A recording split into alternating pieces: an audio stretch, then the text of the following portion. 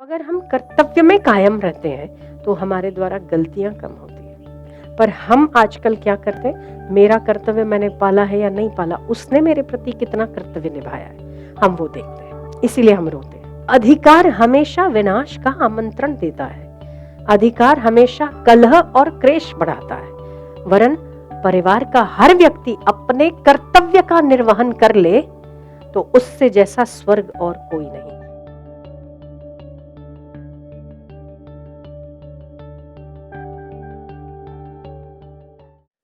बुद्धि के स्तर में अहंकार है। जब तक ये अच्छा और ये बुरा, इस मान्यता की पकड़ है, तभी तक सब कुछ बुरा है। बाकी ईश्वर की व्यवस्था में कुछ भी गलत नहीं है। बोले कोई किसी को खून कर रहा है, वो भी गलत नहीं है। नहीं, हमारा कर्तव्य है कि अगर कोई व्यक्ति गलत कर रहा है और धर्म और दया तथा उदारता के तौर पर हमें कहना चाहिए, हमें रोकना चाहिए, तो हमारा कर्तव्य ही बनता है कि हमें रोकना चाहिए। अगर हम देख रहे हैं और हमारे सामने ही कोई अधर्म कर रहा है तो कोशिश करनी चाहिए उसे रोकने की। ये हमारे मनुष्य होने का कर्तव्य है, करना ही चाहिए। हाथ पर हाथ धरे बैठे रहने से कुछ नहीं होगा।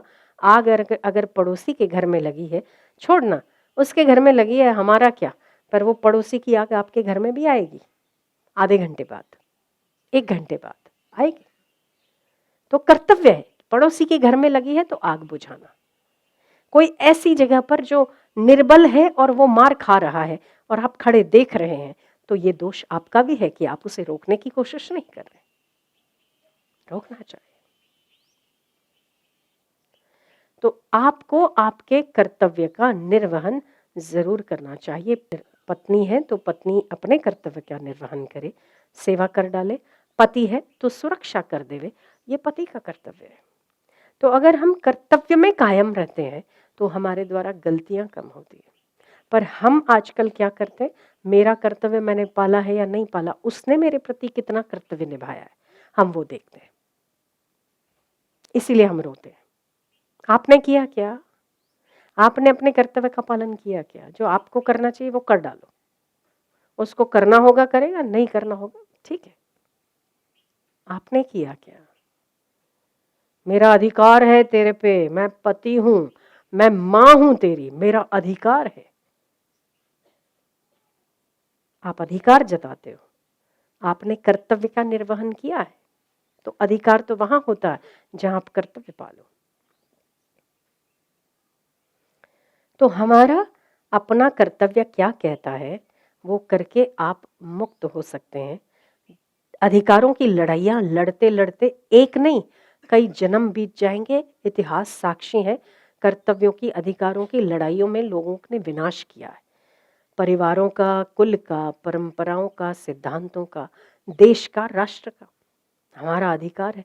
अंग्रेजों ने अधिकार ही तो जताया ना। अधिकार जताया तो कितने लोग गुलाम हुए, कितने लोग मरे। आप उनकी आज़ादी पर आज हम सांस ले रहे, मुक्त गगन की सांस उनकी आज़ादियों पर ले रहे हम। तो अधिकार हमेशा विनाश का आमंत्रण देता है। अधिकार हमेशा कलह और क्लेश बढ़ाता है। वरन परिवार का हर व्यक्ति अपने कर्तव्य का निर्वहन कर ले तो उससे जैसा स्वर्ग और कोई नहीं।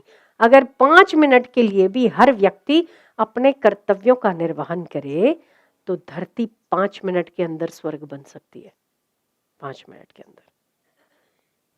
पर दूसरों के कर्तव्य देखते हैं। मेरी माँ का कर्तव्य है मुझे पालना, मेरे पिता का कर्तव्य है मुझे पैसा देना, फिर मैं उसका क्या करूं क्या नहीं करूं। तो आपका कर्तव्य बना क्या कि वो पैसे आपने जो लिए, आपकी माँ ने इतना आपके लिए किया, क्या हमारा कर्तव्य बना कि वो बीमार हुई या वो दुखी हुई या वो परेशान हुई तो हम उसकी सेवा कर ले? अगर हमने अपना कर्तव्य निभाया है तो मुझे नहीं लगता परमात्मा को कहीं और खोजने की जरूरत है। पर हम कर्तव्य से मुंह मोड़ लेते हैं और फिर कहते हैं उसको ये करना चाहिए, उसको ये करना चाहिए, इसको ये करना चाहिए। आपको क्या करना चाहिए? आपको यही करना चाहिए, बैठे भगवान ने आपको जज बना दिया है, आपको यही करना चाहिए कि उसको क्या करना चाहिए ये देखना, टाइम पास करना। यही करना चाहिए अपने को। लिस्ट लिख लो, लंबी चौड़ी लिस्ट, वो पेपर पेन लेके घूमो, किसको क्या करना चाहिए उसके सारी कंप्लेंट्स ही लिखते रहो, यही करना चाहिए आपको।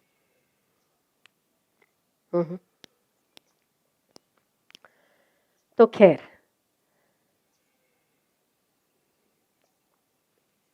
हर व्यक्ति अपने कर्तव्य का निर्वहन करे, ईश्वर पर आस्था रखे, कोशिश जरूर करे, पुरुषार्थहीन ना हो, पुरुषार्थ जरूर करे, पर अगर पूरा होता है तो ईश्वर की कृपा है, और अगर पूरा नहीं होता है तो ईश्वर की व्यवस्था है।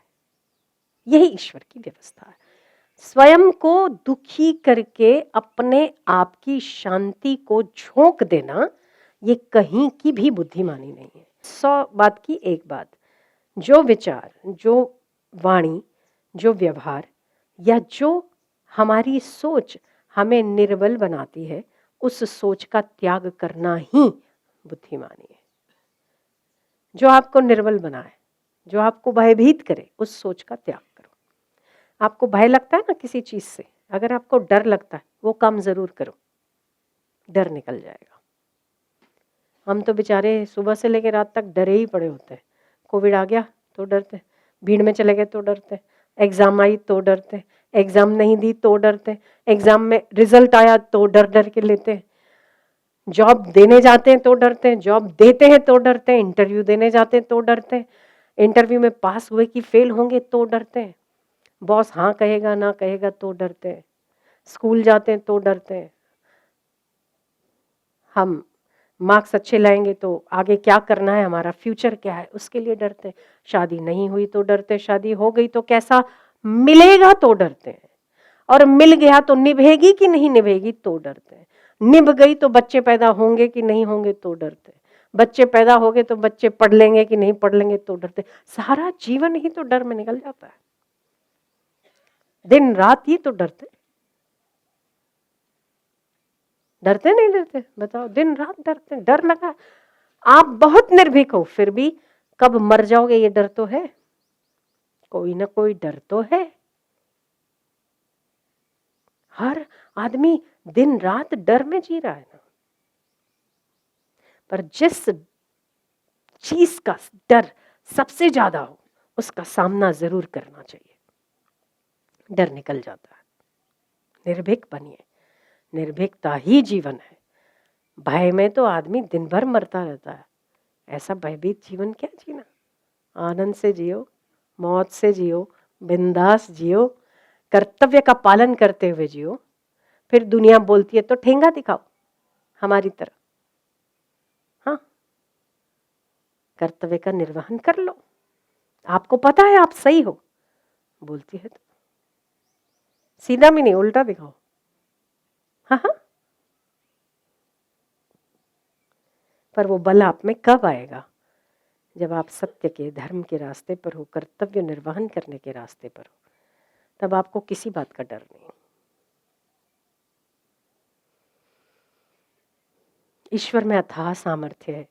कौन सा साहस लेना चाहते हैं आप, निर्भीकता लेना चाहते हैं तो निर्भीकता प्राप्त होगी, प्यार लेना, प्रेम लेना चाहते हैं तो प्रेम की प्राप्ति होगी, अगर स्नेह लेना चाहते हैं तो स्नेह की प्राप्ति होगी, और डर लेना चाहते हैं तो दिन भर डर की प्राप्ति होती रहेगी। ईश्वर एक देने वाला दाता है, क्या लेना चाहते हैं आप, सुबह सुबह लीजिए ना, सुबह उठे मन बहुत शांत होता है सुबह, वैश्विक परमात्मा और वैश्विक चेतना से मैं निर्भीकता ले रहा हूँ, मैं निर्भीक हूँ, मैं बलवान हूँ, मैं साहसी हूँ, आज मैं मेरे इस डर का सामना जरूर करूंगा, और उस दिन करिए, निर्भीक हो जाएंगे आप।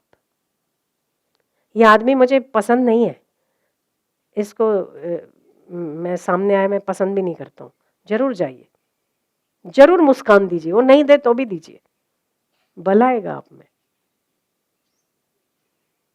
हाँ, फिर अगर वो ऐसे कर देता है तो दुखी नहीं होना, मुंह मोड़ लेता है तो दुखी नहीं होना, पर काट छाट के स्वयं को जीवन, मनुष्य का जीवन मिला है, हर दिन अपग्रेड होने के लिए मिला है, पीछे जाने के लिए नहीं मिला, अपने दोषों से ऊपर उठने के लिए मिला है। डर से ऊपर उठो,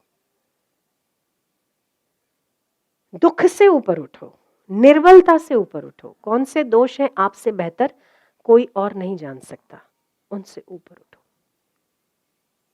क्योंकि मनुष्य सतत उन्नति करने वाला व्यक्ति है। आपकी शक्ल नीचे नहीं है ना, ऊपर है। आपका विकास ऐसे होता है, ऐसे नहीं होता है। ऐसे हो रहे हो, आप चौड़े होते हो नीचे से नहीं। हर प्राणी देखो, उसके विकास का प्रक्रिया अलग है, प्रोसेस अलग है। सांप का कैसे होता है पता है? ऐसा, ठीक है। शेर का कैसे होता है? ऐसा। कछुए का कैसे होता है? ऐसा। कोई चौड़े से विकसित होते हैं, कोई लंबे से विकसित होते हैं। कुत्ते का भी ऐसा। इंसान का कैसा होता है कि नहीं होता? गाय को हमारी माता कहा जाता है, कहते हैं ना, आप लोग भी मानते होंगे गौ माता, कि नहीं मानते? मानते हैं ना।